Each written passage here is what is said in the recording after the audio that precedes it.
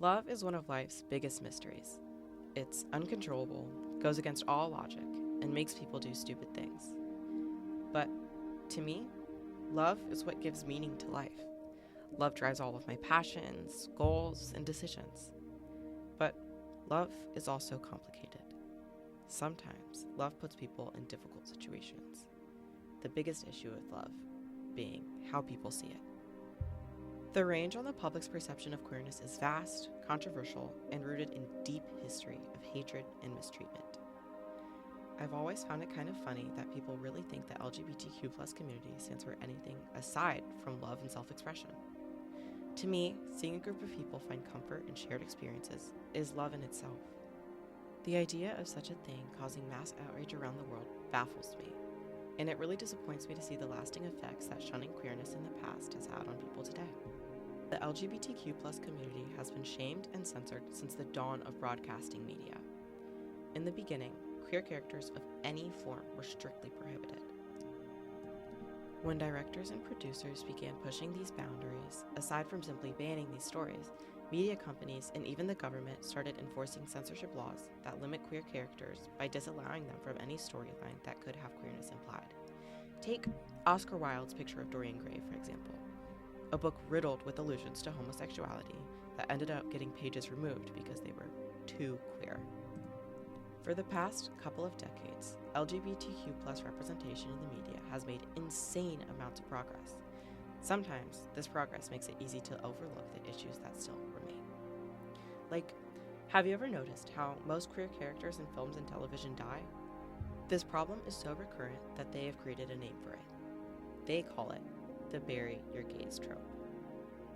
The bury your gays trope happens when an LGBTQ plus character suffers a tragic death following a breakthrough moment. This includes breakthroughs in plots, their identities, or when they simply just don't serve a purpose anymore. This trope applies to all queer identities, but is most prominent for queer women. When looking into sapphic media, certain themes stick out. Lesbianism being treated as something trendy, temporary, or, most important of them all, tragic. The deaths of queer women are so frequent that they make up about 10% of all television's character deaths. These deaths happen so often that they get their own subcategory of the bury your gays trope. This category is titled Dead Lesbian Syndrome. Although this issue may seem small to some, lesbian audiences who turn to the media to see someone like them may disagree.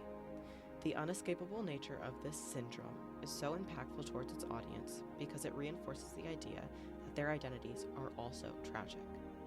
With frequent deaths surrounding lesbian character suicides, it leads the audience impressionable, seeing themselves as tragic figures, and considering suicide as an option. With all this being said, would it be crazy to say that I do still have hope? Like, the more I scroll on my phone or watch TV, the more I see realistic lesbian representation. We're moving in a direction that treats lesbians as normal people instead of tragic figures, and the public's response is overwhelmingly positive. For example, one of the biggest shows right now is Stranger Things, which does a great job at handling the complexities of being queer. One of the most notable figures being Robin, a lesbian teenager. Upon Robin's introduction as a random Scoops Ahoy worker, she instantly proved her importance as a character. She used her smarts to crack a Russian code, and she doesn't even speak the language. Her vitality to the entire third season's plot is undeniable from the start.